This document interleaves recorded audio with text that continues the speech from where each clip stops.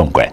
The COP26 summit, scheduled to be held in Glasgow, Scotland from October the 31st to November the 12th, will bring the global community together to accelerate action towards the goals of the Paris Agreement on the UN Framework on Convention and Climate Change.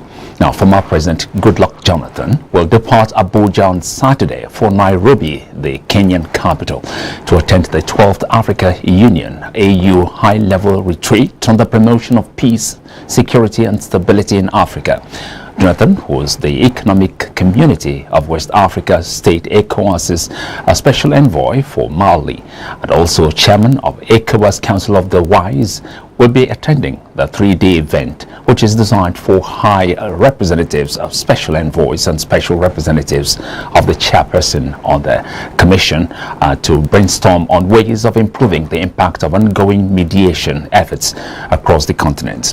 A press statement on Friday by Ikechukwu, senior advisor to the former president Jonathan, states that the retreat will bring together the chairperson of the commission, senior Kenyan government officials, as well as representatives of AU member states, regional organizations, international agencies and AU organs.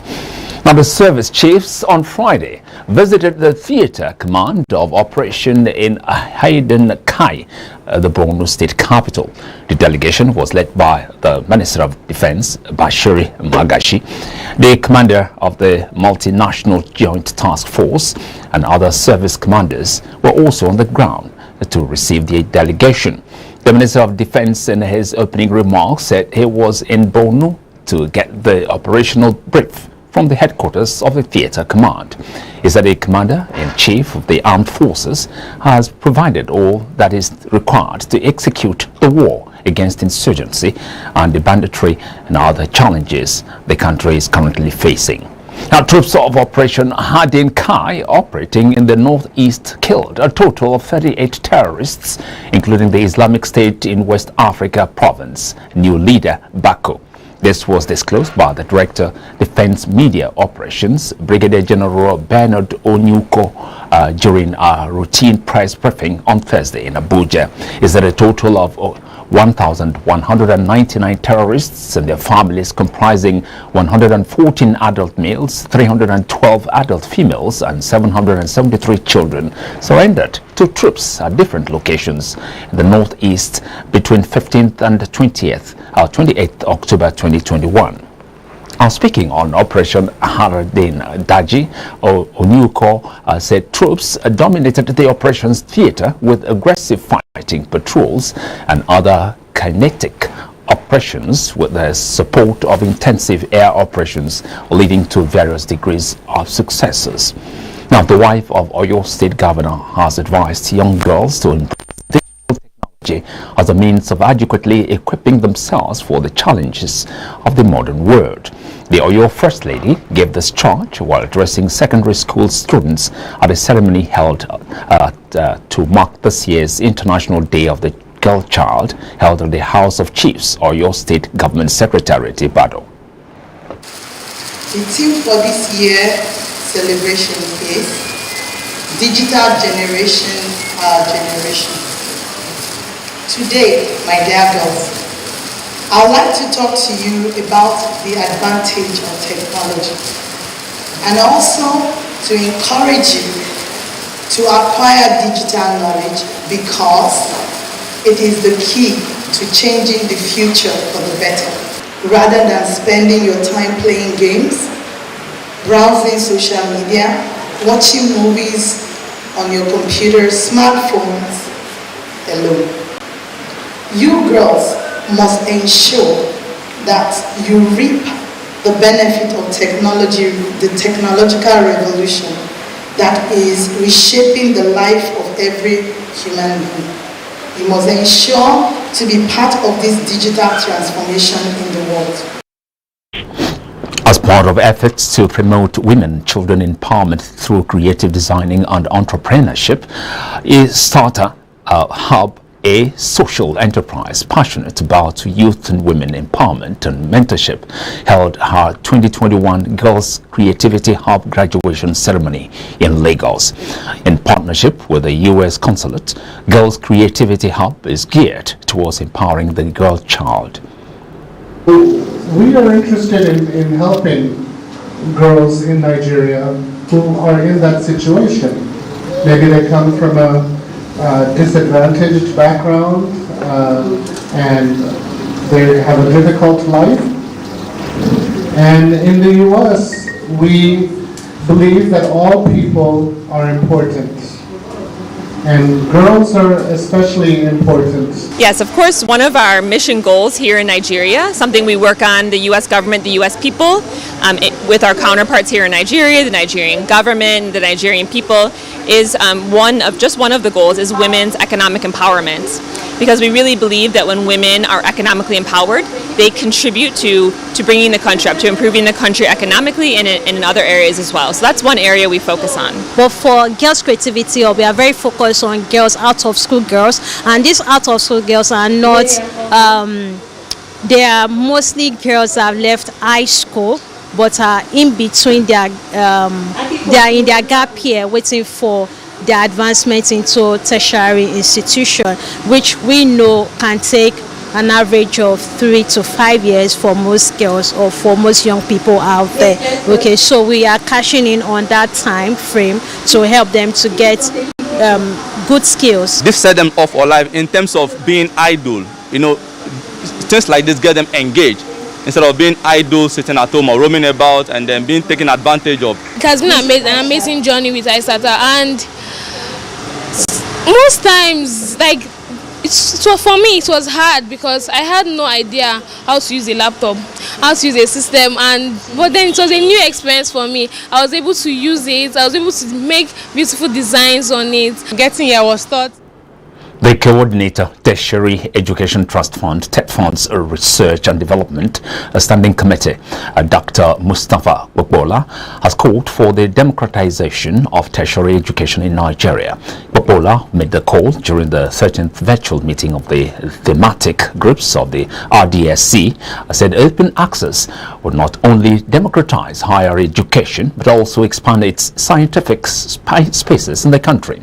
He said, quote, open education resources are freely available pedagogically. Resources such as lessons plans, activities, media and sporting materials are also inclusive. He also noted that open access, open data and open education form a broad open agenda that is critical to accelerating the way we discover knowledge and unlocking our potential to solve big problems and make discoveries. Now, students of Federal University of Lokoja College, Kogi State, on Friday protested the death of 3 of their schoolmates in 72 hours. According to reports, one of the students from the Department of Geography was knocked down by a runaway car at the Felele campus, while 2 others fell ill and lost their lives. With the latest ugly incident, students began the protest in the early hours of Friday as they barricaded every entrance into the campus, thereby denying vehicular movement in and out of the institution.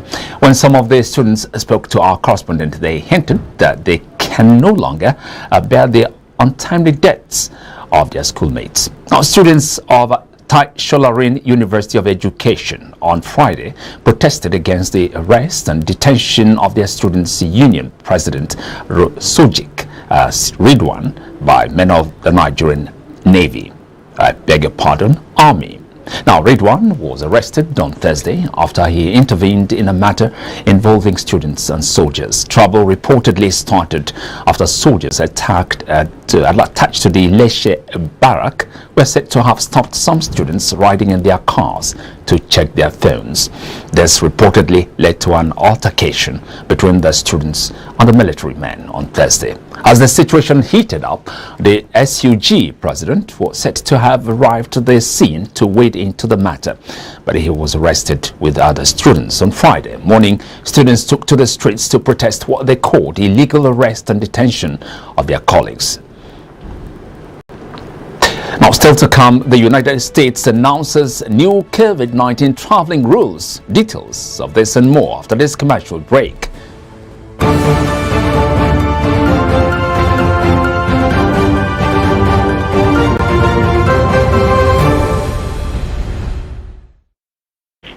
Welcome back. African News now. Sierra Leonean President Julius Maada Bio said he will introduce a bill that would permit MPs in the West African country to hold a foreign passport. In a statement on Wednesday evening, Bio said that he had authorized the Attorney General to introduce a proposed constitutional amendment to allow dual citizenship to be qualified to be elected as members of Parliament. The move comes after years of legal ambiguity in Sierra Leone over the right of dual citizens to run for office, with political parties forbidding candidates with foreign passports. However, the Supreme Court ruled in September that dual citizens are allowed to run for Parliament after a suit brought by a lawmaker, Kende Yemkela. Bio's government is now set to propose a constitutional amendment to clarify that right. It is now clear when the bill will be introduced. Now, Minister of Environment Chief Sharon Ikazo has disclosed that Africa is now at the receiving end of climate change impacts. Addressing a press conference in her office in Abuja ahead of the nation's participation at the Glasgow Conference of Parties COP26, Ikazo said the focus of Nigeria is how to strengthen our ability to adapt to climate impacts. The minister therefore asked developed countries to also honor their agreement to mobilize $100 billion per year by 2020 to support climate change action in developing countries.